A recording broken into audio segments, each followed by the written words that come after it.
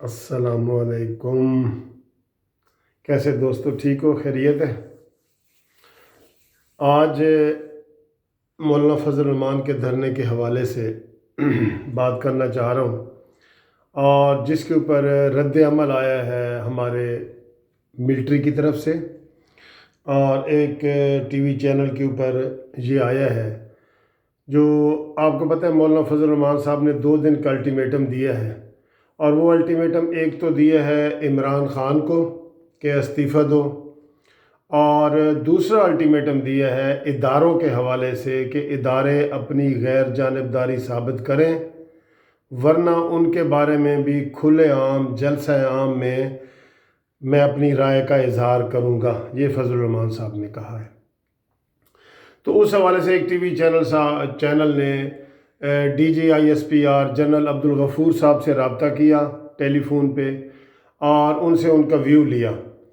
तो उन्होंने ये कहा टीवी एंकर ने कि जी इदारों के हवाले से बात हुई है, तो आप इसके ऊपर आपका क्या रद्द अमल है जो मौलाना फजल रहमान साहब ने कहा है। तो उन्होंने कहा है जी कि पहली बात तो ये है कि वजाहत होनी चाहिए कि इदारों से क्या मुराद है। इदारों से मुराद इलेक्शन कमीशन ऑफ पाकिस्तान भी हो सकता है, इदारों से मुराद अदालतें भी हो सकती हैं, और जिस तरह के उन्होंने कहा कि एंकर साहब आप कह रहे हैं कि वो उनका इशारा मिलिट्री की तरफ था, तो अब्दुल गफूर साहब ने कहा कि जी हम आपके ऊपर ये वाज़े कर देना चाहते हैं कि आर्मी का किसी तरीके से भी सियासी हवालात से कोई मुदाखलत नहीं होती, और आर्मी जो है गैर जानिबदार रहती है और रहेगी।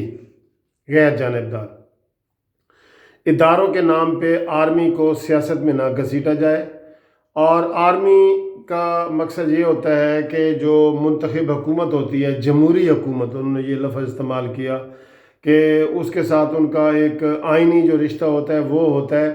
बाकी जो है आर्मी जो है किसी एक ख़ास हुकूमत की ना दुश्मन होती है ना उसकी दोस्त होती है।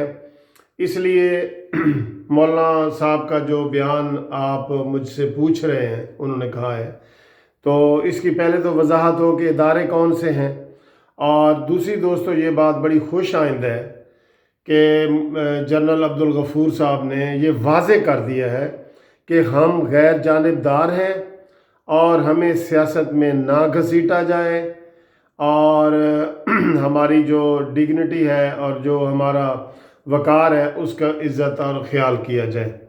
दोस्तों, मैं ये समझता हूँ कि जो जनरल अब्दुल गफूर ने ये आज वजाहत की है, ये बड़ी अच्छी बात है, ये अच्छी बात है, और इसके ऊपर जो है ना वो कायम भी रहना चाहिए, और नज़र भी आना चाहिए कि इसके ऊपर जो है हमारे इदारे कायम हैं और वो किसी की नाजायज़ जो है ना वो सपोर्ट नहीं कर रहे। अब मौलाना फजल रहमान साहब का जो बयान इसमें आया है, तो मौलाना फजल रहमान साहब ने ख़ुद भी कहा है कि मुझे उम्मीद है कि जो इदारे हैं वो गैर जानिबदार हैं और रहेंगे। ये उन्होंने फ़िक्रा बोला है। तो ये मेरे ख्याल है कि दोनों तरफ से फिर वजाहत हो गई है। तो मैं तो ख़ुद ये पहले ये कहता हूँ, मैंने अपनी वीडियो भी पहले बनाई है कि जो इदारे, जो सियासी पार्टियाँ, इनको आपस में लड़ने दिया जाए। जो भी री इलेक्शन होते हैं, कुछ होते हैं, ये जमहूरियत का हिस्सा है, हमारे आइन का हिस्सा है। अगर मौलाना फजल रहमान साहब कहते हैं जी नया इलेक्शन कराओ और उनको ये तहफ़्फ़ुज़ात हैं, तो मुज़ाकरात होने चाहिए, उनके तहफ़्फ़ुज़ात को दूर किया जाए। अगर तहफ़्फ़ुज़ात दूर नहीं होते, तो अगर मुत्तफ़िक़ा तौर पे अपोजिशन पार्टियाँ कह रही हैं कि जी इलेक्शन कराओ, तो ये हुकूमत उसके ऊपर फिर सोचे। और ये तो ऐसी हुकूमत है जो पहले कह चुकी है कि मुझे थोड़े से बंदे भी कहेंगे इस्तीफ़ा दो तो इस्तीफ़ा दे दूंगा, और थोड़े से बंदे कहेंगे कि इलेक्शन कराओ तो मैं इलेक्शन करा दूंगा। तो अब थोड़े तो नहीं, अब तो बहुत ज़्यादा लोग कह रहे हैं।